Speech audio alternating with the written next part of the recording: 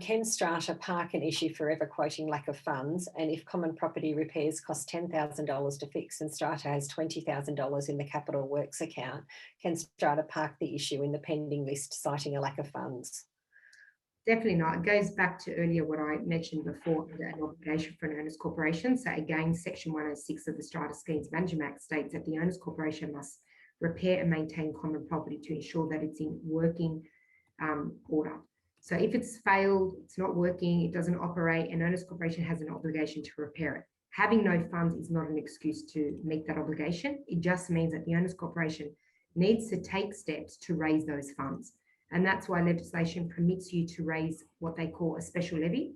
That's above and in addition to your ordinary quarterly levies. So they will just have to raise a special levy to meet their obligations to repair and maintain the failed common property and meet their obligations.